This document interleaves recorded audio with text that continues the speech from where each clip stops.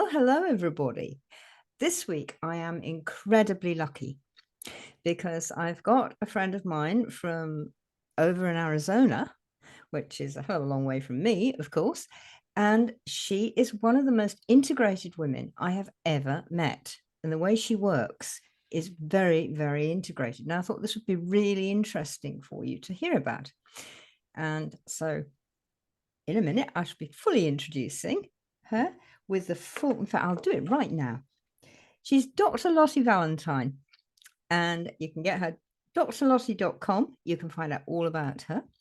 But she's the director of, I'm going to have to read the notes here. The Lotte, tell me if I'm getting this right. The Center for Integrative Medicine. Yep, that's correct. And the Center for Integrative Medicine just fascinates me. And she's does all sorts of things on there, which are mixing both the spiritual side of healing and the full medical side of it. She focuses on healing the patient, not the illness, finding their true symptoms and working with that. And she uses all her skills and her training in nutrition and full therapy and botanical medicine, acupuncture, homeopathy. She uses all of those in helping people find out the roots of their own illness. And she does largely, I think, work with women, but we'll find out more in a minute. But what I totally love is she also does hormone replacement therapy for men. So that is, again, integrating with something that we so often see as just being women. So without more ado, I am going to invite Dr. Lotte to tell you a little bit about herself. Dr. Lotte Valentin, great to have you here. Thank you so much for inviting me. It's an honor. And I know you have a fascinating background because we've chatted before. Can you just give us a little bit about who you are, how you got into this wonderful integrated stuff? Yes, it's a long story, and I will try to summarize this part, or we'll get stuck on this topic the whole podcast. But in a nutshell, in like 5 minutes or less, I'll try and wrap it up so people can understand where I come from. Yes. So I was born and raised in Sweden, and I moved to the United States when I was 21. And my father was a general practitioner, a physician, and as long as I can remember, I wanted to be a physician. And because I think the time that I was raised, I was born 1958, so I was raised in the 60s. And though women were encouraged to, go after their dreams, and I was very good in the science, and the school said, oh, you should go to, study sciences and be a doctor.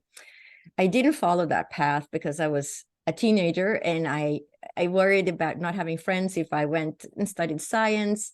There were very few young women in that major in high school. So I majored in languages and business, and met an American that I ended up marrying later on in high school, and moved to the United States. And even though that passion for healing, and as long as I can remember, I would look at people, at the grocery store and the old man with a cane and think to myself, I wonder what's wrong with him. I wonder if I can help him heal. And I just came to the world with that wanting to help other people. And so, of course, I didn't listen to my heart at all. I went with my mind for many, many years, and I majored in business and languages, computer science. I worked for IBM in my youth, my first job out of college as a programmer and systems analyst. So thinking I have come a full 360-degree turn, or maybe a 180-degree turn, is to say the least. And then I had children. I had 3 children. And after my third one, I hemorrhaged 11 days and 12 days after her birth. And I ended up losing a lot of blood, and left my body in the ER and had what's called a near-death experience, and went to the other side. And it really threw me for a loop because I didn't believe in the afterlife. I didn't believe there was existence beyond my physical death. And so it really changed my perspective of everything and how we exist. Then I was really sick for 2 years. I had what's called bone marrow suppression. So your platelets are suppressed, your red blood cells are suppressed, your white blood cells are suppressed. So you're sick all the time, you're weak, you're bruising. And then I had another near-death experience. And during the second one, I saw, first of all, I went to this place, which I called the mid-station, because I knew there were levels above and levels beyond. But when I got there, there was this most beautiful music. And this music you can't make on the earth plane. And as I'm trying to figure out where this music is coming from, I see a log cabin, and I open the door and I look inside and it's empty.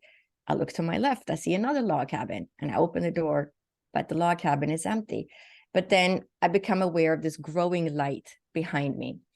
And as I'm in this light without my body, I turn around, and it's like you become immersed in this light. So imagine standing in a very thick fog, but it's just the brightest, whitest light you've ever seen. So it's just everywhere, and it just expands to infinity. But being in this light, which is just pure unconditional love and light, there is a knowing that we come from the light and we belong to this light, and we return to this light upon our physical death. But in this light, there is an outline of angels, and the music is coming from the angels. But I don't believe in angels. I don't believe there is anything except my physical body. So, I'm questioning at the same time, why am I seeing angels? Because angels don't exist. That's, my thought. But still, this is my experience. So that's why it's so fascinating, because I understand people who have a hard time grasping, could there be an afterlife? Could there be something else except my physical body? I was one of these people. And if I hadn't had these experiences, I would still be that person. So I understand the doubt that people have that haven't had spiritual experiences. How could you believe in something that you haven't experienced or haven't knowing that it's there? Yeah. So, and then I see two spirit guides. I don't actually see them. I feel them. And the one to my right communicates with the other one, which is diagonally to my left, and says, what is she doing here? She can't be here. She has to go back. And I say, no, wait a minute. How can I be outside my body and still be me? And the spirit guide on my left says, if I told you, you wouldn't remember. So they have some kind of control over what we get to remember. That's all I can think, because I've heard other stories that are similar. And then he shows me, it's like a movie screen just sort of appears. And I feel like I'm standing on the moon looking down on the earth. But around the earth, there is this silvery, what I call the silvery, glittery fishnet, because this is 1994. So we didn't have the internet yet. We had no way of finding information like this. So I see what to me looks like a fishnet, because the fishnets are kind of diamond shaped. And I grew up in the Swedish archipelago laying fishnets with my grandmother rowing the boat. And when she lifted those nets out of the ocean in the early morning sun, the water droplets on the fishnets would sparkle in the sun. So that's what that looked like to me. So it's like I'm standing on the moon, looking at the earth, seeing this glittery fishnet around the earth. And the spirit guide says, everything on earth is connected to each other. And everything on earth is connected up to this grid. And with that, I got sent back. And ever since then, that has been kind of my life journey. What was the meaning of that? How are we connected? How does this all work? And now it's 28 years later since that near-death experience. And now it's finally making sense. All that long journey of how are we connected? How does this work? And how are we connected to our ancestors? So I work a lot with ancestral healing too. And it makes perfect sense now, because I understand the interconnectedness of us. We are connected to everything. We're connected to each other. We're connected to our ancestors. We're connected to the animals, to the trees, to the plants, to the rocks. Everything is connected to everything else. Yeah. And we are part of that. And that's what's so incredible and so magical. And when I work with people to heal them, that is what becomes integrated. Yeah. I do understand that. I've had near-death experiences too, but not like yours. We all have different, unique ones, our own. But the idea of the web, the net, I've always had that too. And this total interconnection thing, I find it on the other side of that with a lot of my work, because I do a lot of work with ecology and gardens and plants and all that kind of thing. And I'm sure our listeners have heard of things like the Wood Wide Web, of the fungus, and the fungus that connects everything. And once upon a time, before we started digging the earth so much, it connected every part of the earth. And it's sort of like, that's the physical side of this energy web, I suppose you'd call it, that connects us all. So I just feel so strongly with you on that. And it is all about this connection that we heal. But you do more and different stuff than I do with it, because you bring in all the medical stuff as well, don't you? And you integrate that into the web. So tell me. Yes. So, everything is connected to everything else. And when people get, physically sick, we are, of course, physically sick. And I want to say, everybody that's out there struggling with physical illness, I often get patients and clients that I work with spiritually, and they will tell me, when I work as a medical medium or medical intuitive, I can heal this. I'm spiritual. I'll pray more. I'll meditate more. And I tell them, okay, so we have a physical problem and we need to heal it with our physical tools. This is your physical body. You have to use things that are available. And sometimes that is harsh pharmaceuticals like chemotherapy. You know what? That could be that person's best choice. And everybody's different. And I get a lot of people saying, my sister has cancer, but my friend healed with carrot juice or juicing. Yes, that can help a lot of people. It doesn't mean you're going to heal from that. And every person is unique and individual and what it is that they need on their healing journey. So for people out there that are sick and debating what kind of method to use, I would say sometimes botanical medicine is great. Sometimes homeopathy is great. Sometimes acupuncture is great. Sometimes pharmaceuticals is your best choice. So you have to look at your own picture and how your body responds. We don't know, what ticket you hold. That's why I say, what ticket did you take when you incarnated? Yeah, did you take the chemotherapy ticket, or did you take the botanical or herbal medicine ticket? We don't know which ticket you hold. And so you have to use all the tools. Yeah. But then when you are on this healing journey and you're using the different, physical tools, there is also this other part to why we got sick in the first place. And is it genetic? Is it ancestral?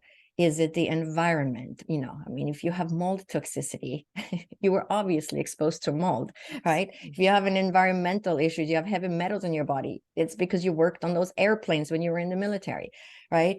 There are reasons why we get sick that are physical or environmental or genetic. And there is also reasons why we get sick because of our own trauma and our ancestral trauma and our own trauma in childhood and the way we have dealt with these traumatic experiences. And there is research on why certain people get certain diseases, right? Anybody who has heard of Dr. Gabor's work, Gabor Mate, his fascinating work, his last book was The Myth of Normal. And he has a book which is called When the Body Says No. And in that book, he discloses of a lot of research that was done and how people, for example, that have ALS, which is a terrible disease, and how they're all so nice. And it, like all the physicians now, like people with ALS, those are the nicest people. And they did research on that. And so there is, poor boundary structure. They help everybody else, but they don't take care of themselves. So is there another component to why we get sick? Yes. And for those who read The Honeymoon Effect, The Science of Creating Heaven on Earth by Bruce Lipton, where they grew different cells in different environments. So they grew muscle, fat, and bone cells in these petri dishes. And it grew different kinds of cells based on the environment that this petri dish was in. You know, what does that tell you? So we are, of course, affected by the environment. We're affected by our own childhood trauma. And sometimes to heal, we have to use the physical medicine, pharmaceuticals and botanical medicine, etc. But to really remove the obstacle, we may also have to work spiritually, such as with ancestral healing, and understand what happened to my parents and what happened to me as a child. How do I deal with my emotions? How do I deal with certain difficulties? And there's patterns within families that tend to repeat themselves, but the diseases also repeat themselves, even though we don't have a genetic marker for it. Maybe there is a genetic marker, or maybe it's just from the environment that we're in, and then that creates certain diseases. So we are, I know, integrative spiritual creatures, and I think it's the only way we can really create true healing is to work, you know, with the physical, the emotional, and the spiritual all together, and not just do one. Don't just do spiritual. Don't just do pharmaceutical. You know what I'm saying? It's just an integrative approach if you're truly going to heal and get well. And some people may never get well. Maybe that's the ticket they drew to have a life with a condition, so they have to be dependent on other people in this life. You know, what do we incarnate for? I'm totally with you on that. And with your very last point, I mean, these are my hands, people. This is the only bit you can see. I've got rheumatoid arthritis and osteoporosis in every joint in my body. That's very unlikely. I'm not good at saying never. I expect you're not either. It's very unlikely that I will ever not have them. And looking back over my life, I've had them since 1982 now. They have given me so many opportunities, as well as a lot of pain and difficulty and stopping me doing things that I used to love doing and all that kind of thing. And so I'm totally with you on, you may not physically get well, but you will be well as a whole person. And I'm totally again with you on the pharmaceuticals. I can't actually cope with this disease without the pharmaceuticals, as well as everything else. And when I was brought up in, my dad and family and everybody said, we live in an and universe, not an either or one. And to me, that's so much what it's about. So, you know, as you can tell, I love talking with Lotte. She's gorgeous. And she's got so much to tell us on this kind of thing. But with I know you do this kind of thing with people, and you were talking about the ancestral healing, and Lotte has got a fantastic summit coming up shortly on ancestral healing. It's free, am I right, Lotte? Yep, it's free. 3 days, end of the month. Details will be in the show notes. And it's absolutely amazing. But I was reading about it today, and you talk about the mother wound, and something that has been happening for me particularly over the past 18 months with my own clients. I'm a psychotherapist and coach as well, as you know, is something they call the witch wound. And I love the term, and some parts of it do relate to ancestral healing, because both in your country and in mine, witches were persecuted, for instance, and so there's a lot of ancestral stuff, wound in there. But the witch wound seems to me, from my experience, to go a bit further, in that it's really, really deep, possibly thousands of years old, because it seems particularly to relate to where women can't stand up for themselves and feel squashed, and oh, I can't say that, I can't do that, all of this stuff, which I'm sure you meet. What's your opinion on that, Lotte? Yes. So in my world, that would be called a mother wound. And I wondered about that. Right. yeah, but Yes. I can see where it's going, the witch wound, Mm. because when I work with a mother wound, and it's a man or a woman can have a mother wound, number one. Yeah. And it depends on a lot of different things. But the mother wound, let's go back to that. If you have a hard time stepping into yourself, where does that come from? Well, it comes from your ancestors, number one. The way that you were raised as a young child, Mhm. and how you interacted, if you look at it from a psychotherapeutic standpoint, because ancestral healing is a form of counseling. Yeah. So in my world, it has become integrated, with a lot of different things, the way I view it. But that mother wound can come from you're not seen, you're not heard as a child, you're pleasing your mother to gain love and affection. Mhm. You were separated from mother was in the hospital after your birth, or you were in the ICU, mother had to return to work, she couldn't care for you, or you just felt it was a mismatch, you just felt like your mom didn't really understand you or didn't see you for who you are. Your mother may have been preoccupied, she might have had some form of addiction, drug addiction, alcohol addiction. So there are many different ways that this wound can come up. I think that the funniest part is when I work with people and they say, no, it's definitely not ancestral. My family was great. My family was like Leave It to Beaver, like the whole TV show. Yeah. And it was just perfect. And I said, okay, I know it was perfect. Now I really know you have an ancestral mother wound because you're not even seeing it yet, right? That perfection. When you think back, and kind of, it's very similar to myself. When I studied ancestral healing for months with Mark Boleyn, who is what I consider like the father of ancestral healing. He's trained, we were 200 people in his class, physicians and counselors from around the world. And so he is I would say, the person who has really paved the way for this type of healing. But when you work with people, where was I going with this? We were talking about I mother want to make wound. sure I mentioned Mark Boleyn because he is the person He who is. trained me. Yes, he is indeed. But that integration of the mother wound. So when you have a mother wound, you might not have been seen and heard. And so when I started down that path myself, I said, my parents were perfect. My mom was perfect. She was so loving, so nurturing, right? And so we still can have a mother wound. And it wasn't until I started peeling back that onion that I realized, oh, wait a second. I was raised in the 1960s. Everything, girls don't talk back to their mothers. Girls do what they're told to do.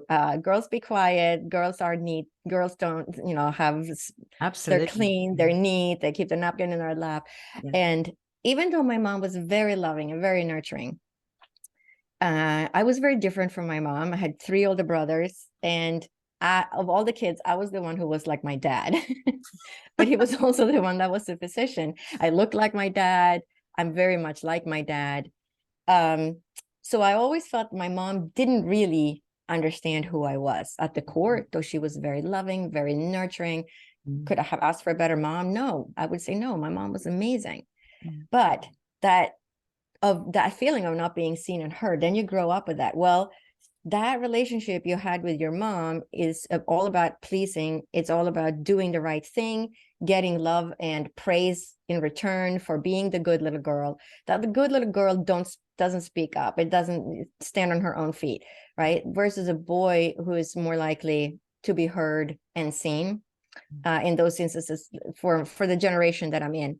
Yeah. So then when you grow up, you have a hard time stepping into yourself. And even if you had that loving, nurturing mother, there may still be issues that's causing you not to be able to take that step and feel that power. And then typically, it goes back. So regardless whether you had this loving, nurturing mother, or if you had a mother that was, had addiction problems or didn't care about you or had all these other issues, typically what I see when I work with people is that it's a repetition of the pattern within for generations. Yeah. Your mom, the client's mother's mother is the same as the client's mother. Yeah. The client's grandmother, and then the client's grandmother's mother is the same as the client's grandmother. And that pattern just repeats generation after generation after generation. Yeah. So when you talk about the witch wound, you know, the way I think, because I have people say, you know, I know I was a witch a long time ago, you know, and I'm not seen, I'm not heard.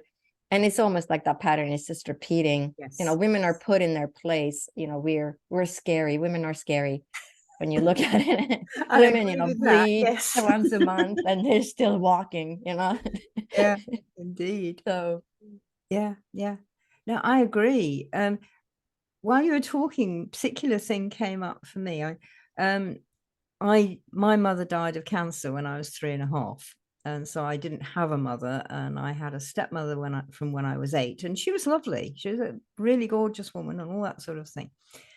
But so that was sort of not bad at all. And my dad was great, all this. But I remember when I went to work, and I was working, I've been working a few years, 2 or 3 years, when the Equal Pay for Women Act came in Britain. And my dad, as I say, a great guy. He was all into the spiritual stuff himself as well.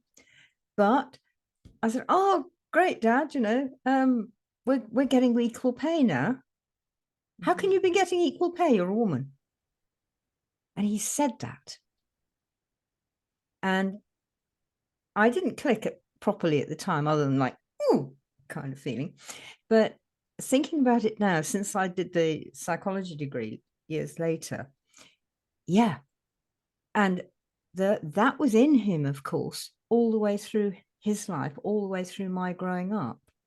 And like you say, everything feels good, and you don't realize that these things are happening until you actually come to think back against them. I find this with clients too, exactly the same as you know, that they, oh no, everything was fine. It was all hunky-dory. I love my parents. They're really great people. And then they start digging and start looking, and they find, actually, and so, yeah, I thought it might be this similar thing like that. So I'm really glad to know. And this is going to be one of the things you're talking about on the ancestral healing thing, isn't it? mm-hmm. Yeah, and I mean, ancestral healing is fascinating because they've done research on it. So there's a couple of studies, and you can go to my website. If you click on Work Spiritually with Dr. Lotte, and then you click on ancestral healing, it'll take you to that page, and there are links to these studies and some more studies on that website.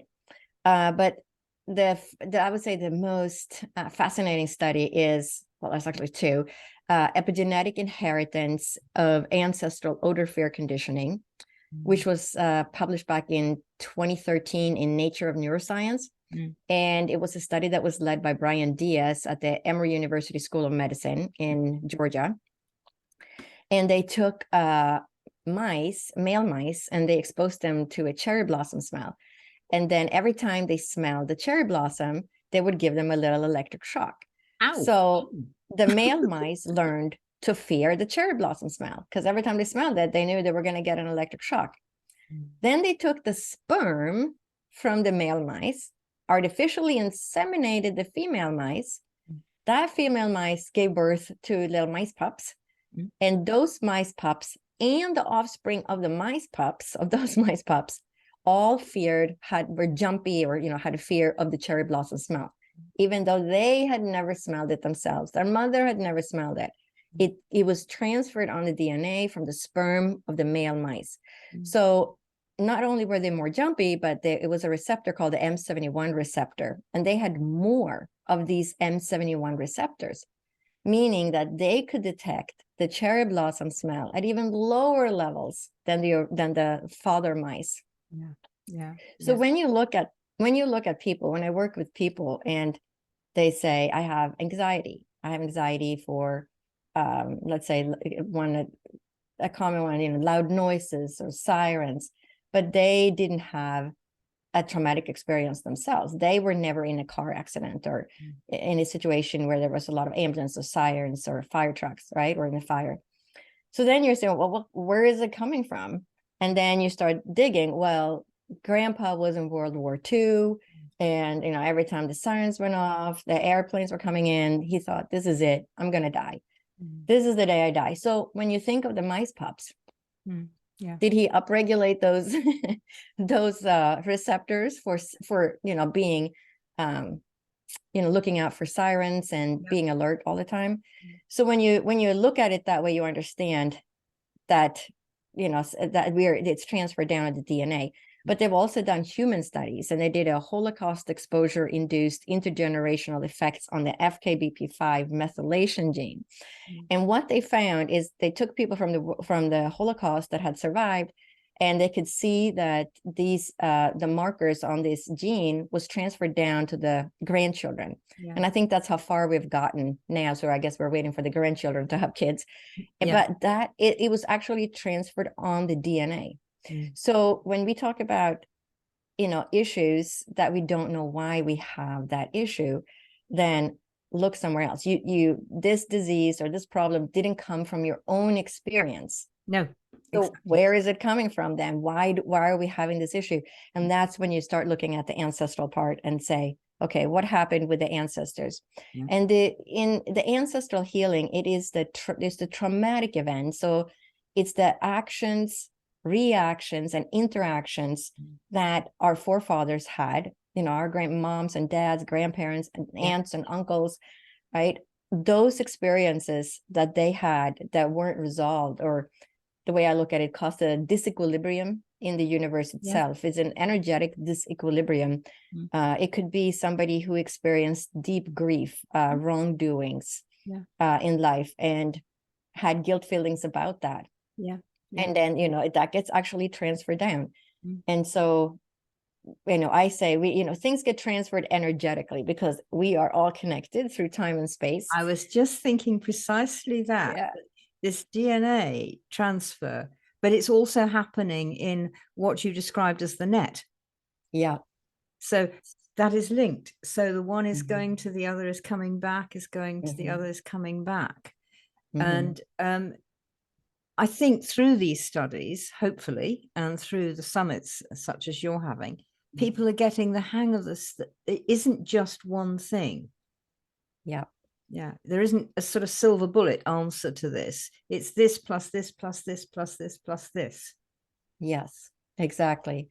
It's never just one thing. I think we're trained our minds from being schooled. There was only one answer that's correct. Since kindergarten. But in this case, there's many answers that are correct, and they're all correct. It's a multiple choice question. And it's a multiple answer question as well. I'm married to an ex-particle physicist and mathematician. He's not as hot as he used to be 20 years ago now, but he knows his stuff, and he can talk about it so that I can understand. And when you actually look at it, like in astrophysics, say, or something, or in some mathematics, you get this and this chap called Boole's, Georges Boole, who you can't solve anything with only one system, and he proves that mathematically. And I loved it when Paul was telling me this. And so I think it's exactly the same. And I think we've got too narrow. And things like your summits and the work we both do is starting to open people up and say, no, you've got to take all of these things into consideration. That is just so important. And I think it is to you. I mean, as I said at the beginning, you're one of the most integrated women I've ever met. And it's how we all ought to be. We need to get there. We need to open up. Absolutely. I think that is what we're living through right now, is that the portal, so to speak. We are all opening up, I think, across the world. We're starting to understand that we are more than just our physical body. And there is a need for understanding shamanism and our roots and where we came from, and an integration of the Western world and the more traditional world, or South America, original traditions with Aboriginal people that are still carrying this wisdom and this knowledge that we need to learn as the Western people. We need to learn how to integrate that Yeah. To get to the next level of consciousness, so to speak. Yeah.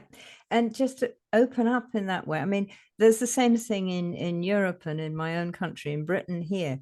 There are a lot of us who we don't particularly look different. We just, look like this, I've got my sweater on and my hair and my glasses and that. But our ancestors and our upbringing has kept this knowledge alive. And now it's getting wanted. And this seems to be happening all around the world, which I think is marvelous and well timed for it. Lotte, tell us a little bit about these, because actually I didn't realize when I started this, there are actually 3 summits that Lotte is doing, all of them 3. So I'm going to have horribly busy weekends, these weekends. Tell us about them. So the Shift Network one, it's a very large organization, so many people know about that.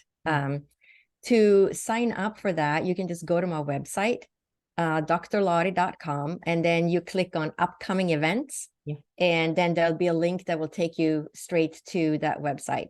And that's the easiest way and the best way to sign up for that. And there's also another summit where I also speak about ancestral healing.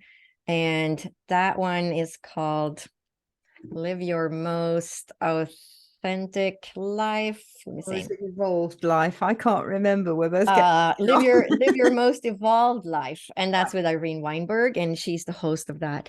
And again, there is amazing speakers on that. Both of those summits have really, really great speakers. And anybody who signs up, both of the summits are free. You can sign up for both of them going through my website. They'll be right underneath each other. Yeah. And you will learn a lot about different approaches to creating healing in your own life. There's all these different experts, and we all bring a different light, how to create healing. Yeah, I've had a look at some of the speakers, and I have met some of them, and I know they're really, really good. And so I'm very much looking forward to, being there and seeing what's actually happening and hearing people talk. And earlier you said, Lotte, about we're all unique. And recently I've been pushing out a little thing is about normal. So, I mean, everybody feels they're normal, don't they? And there are actually 8 billion different forms of normal on planet Earth at the moment, because there are 8 billion of us. And every single one of those normals is unique. So, get your brains around that one as well, because it's important. We are unique, and we're all okay. We're all normal. We're all where we're supposed to be, with a bit of tweaking, with a bit of help. Yeah. And you deal with the physical stuff, deal with the mental stuff, deal with the emotional stuff as well. But because you're not like the next bloke, you're fine. Yeah. That's what I tell people. Wherever you are, that's where you're supposed to be. Yeah. Yeah. And whenever I used to ask the spirit guides, what am I doing? Give me a hint. What's next? Everything is as it should be. Yeah. And that would be my consistent answer until it really got hammered into my brain. Everything is as it should be. And that's how it is every single day. Yeah. Because we are divine, unique creatures, that we all have a purpose. Even though we think we don't have a purpose, we all have a purpose. We do. And sometimes people, feel, well, what is my purpose? You're living it. Sometimes we don't see it. It's sort of hidden from us. Yeah. And I think that's where, I mean, if people want to find out more about their purpose, it's, go to people like you, Lotte, or come to people like me, and we will help you dig down and find this purpose, because it's the same as finding the roots of the illness that you're currently living with, the condition that you're currently living with. And for me, making friends with it. Yeah. You have to dig down. Yeah. Sometimes. And I do a lot of that. Sometimes I get clients that, have been home for a while, or they just want to make a career change, and they're wondering, should I go this way or should I go that way? And, we talk about it, and I, work psychically and mediumistically as well. So it becomes an integration of everything. And depending on, sometimes, people worry about signing up for the correct session, because I work as a medical intuitive, medical medium, psychic and mediumship readings, and ancestral healing, spirit guides, etc. And I have all those sessions listed on my website. If you just go to drlotte.com and click on work spiritually with Dr. Lotte, all those different sessions will come up. So, but I tell people, it doesn't matter. It doesn't matter so much. If we, we might start with a medical intuitive, and then halfway through, this is ancestral, and then it goes into ancestral, the second half of it. And it doesn't matter, because we're going to take that session wherever it needs to go. Yes. In order to create healing for the client. So, don't worry about that so much. If they sign up for ancestral healing, they will get about 13 questions of, what is it? What is your issue? When did it start? And that way I will get a little bit of an insight into what it is that's troubling them beforehand. And so we can get a little bit more accomplished. And that's, you can just read on my website the different descriptions. But again, you don't have to fill that form out. If they sign up for a medical intuitive and it still goes to ancestral, we can still unravel those questions. So, yeah. And again, that is part of this integration. And because you've got all of this experience at your fingertips, as well as at your back, and you can then be with the person where they are, not saying, oh, you signed up here for left-handed car driving or something. Right. Yeah, it doesn't matter. No. It's all about you becoming the real you, isn't it? Right. It's, living your authentic life, finding that within yourself, whatever that is, and uncovering that, because it is not until you find yourself that you will be happy in life. And that can be, again, something ancestral. And many times it's just hidden from us, because we think that, well, my childhood was great, I don't have any complaints, and we can't see it. No. And sometimes it's helpful to work with somebody like you or me to help uncover that. And it's once they create what I call the aha moment, the light bulb goes on. Now I see it. Now I understand why I'm having this issue, why I'm afraid of going after the job, why I'm afraid of changing careers. All of a sudden that light goes on, and then you can put that at rest and you move on with your life. So it just creates this tremendous sense of peace and healing. It does indeed. I totally agree. You've made me think of something, and if you don't mind, let me check. Yeah, I'm just going to get up and get something. You will recognize it, and I hope a lot of the listeners will as well.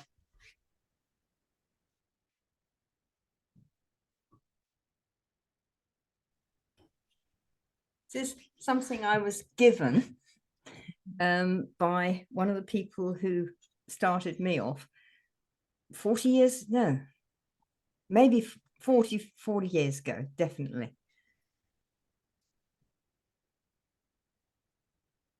I can't see what it says. Let's see. Okay, hold it still. Everybody needs a co-pilot. Yes. Yep. And this is Snoopy. Yes, little Snoopy. And Woodstock. That's so true. So true. And he gave it to me, this lovely person. He gave it to me and he said, we all need a co-pilot. And I feel that's my job. And in many ways, I sort of feel, that's yours as well. Yeah, absolutely. Yeah. I mean, that's what I do, literally, working as a physician or working spiritually with people. I'm their co-pilot, helping them find their way or create healing in their life one way or another. Absolutely. Absolutely. Lotte, it's been absolutely wonderful talking to you. And hopefully we can do it again, maybe later in the year or something. Oh, yeah, I would love to. That would be really great. And please, everybody, you will enjoy these summits. So even if you can only manage one, have a go at one. Thank you very much. I believe you get to keep, believe you have access to it too for like 48 hours. If you miss, even somebody better. talking. Great. Yeah. And I think there's also a way you can buy the whole package and keep it forever kind of thing. Yeah. Anyway, they're both a tremendous summit, so Yeah, well worth your time. Yeah. They will be indeed. So thank you very much, Lottie. Yeah, thank you so much for having me. No, it's been really fun as ever. And thank you everybody for listening and joining me on this one. And this will be up on both my podcast and on YouTube. And it should be up today week with a bit of luck, if my man who does all the tricks, all the techie tricks that I can't do, gets it all right for me. So goodbye for now, everybody. See you all again. Bye.